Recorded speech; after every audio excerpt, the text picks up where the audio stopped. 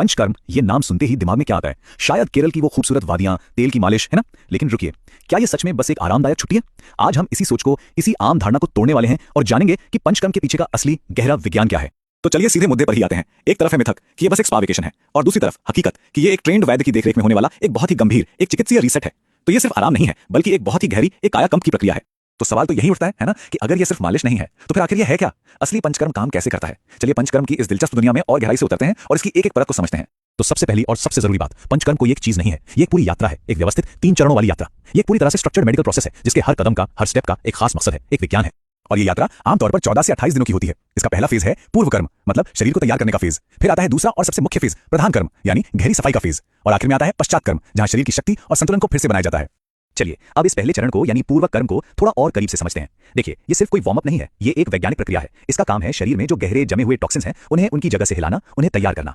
इस फेज की आत्मा है स्नेहन। इसका मतलब है शरीर को औषधीय तेलों या घी से अंदर और बाहर दोनों तरफ से चिकना करना। मकसद क्या है? मकसद है शरीर के टिश्यूज में चिपके हुए आम को, यानी जो अपाचित भोजन के अवशेष और टॉक्सिन्स होते हैं, उन्हें पिघलाकर बाहर निकालने वाले रास्तों की तरफ लाना। अच्छा, तो स्नेहन 2 तरीकों से किया जाता है। एक है अभ्यंतर, जिसमें औषधीय घी का सेवन करके अंदर से टॉक्सिन्स को ढीला किया जाता है, और दूसरा है बाह्य, जिसमें खास तरह की तेल मालिश के जरिए उन ढीले पड़े टॉक्सिन्स को पाचन तंत्र की ओर धकेला जाता है ताकि वो शरीर से बाहर निकल सके।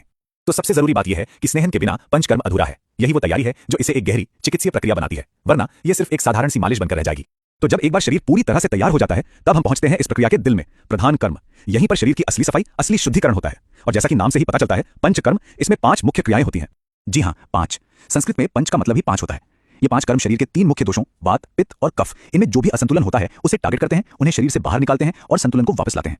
पहली प्रक्रिया है वमन। ये शरीर में बड़े हुए कफ दोष को बाहर निकालने के लिए की जाती है। इसका टारगेट होता है पेट और छाती का ऊपरी हिस्सा, जिससे फेफड़ों में जो जमा होता है या साइनस की दिक्कत, भारीपन, इन सब में फौरन राहत मिलती है। दूसरी प्रक्रिया है विरेचन। इसका मकसद है शरीर में जमा हुए फालतू पित्त दोष को निकालना। ये लिवर, पित्ताशय और आंतों को निशाना बनाती है, जिससे खून साफ होता है और शरीर की जो एक्स्ट्रा गर्मी है वो कम होती है। ये स्किन प्रॉब्लम्स और मेटाबॉलिज्म से जुड़ी दिक्कतों के लिए तो खास तौर पे फायदेमंद है। तीसरी, और जिसे अक्सर सबसे महत्वपूर्ण प्रक्रिया माना जाता है, वो है बस्ती। इसमें औषधीय काढ़े या तेल के एनेमा के जरिए बड़े हुए वात दोष को संतुलित किया जाता है, जिसका मेन घर बड़ी आंत होती है। ये नर्वस सिस्टम को शांत करने और कई पुरानी बीमारियों में बहुत फायदेमंद मानी जाती है। चौथी क्रिया है नस्या। इसमें नाक के जरिए औषधीय तेल डाला जाता है ताकि सिर, गर्दन और साइनस वाले एरिया से टॉक्सिन्स को साफ किया जा सके। ये मेंटल क्लैरिटी बढ़ाने के साथ साथ माइग्रेन, एलर्जी और याददाश्त से जुड़ी समस्याओं में भी बहुत काम आता है। और पांचवी प्रक्रिया है रक्त मोक्षण, जिसका मतलब है खून को साफ करना। पर एक बात ध्यान रखना जरूरी है कि यह प्रक्रिया हर किसी के लिए नहीं होती। ये सिर्फ कुछ खास मेडिकल कंडीशंस में ही एक स्पेशलिस्ट द्वारा की जाती है।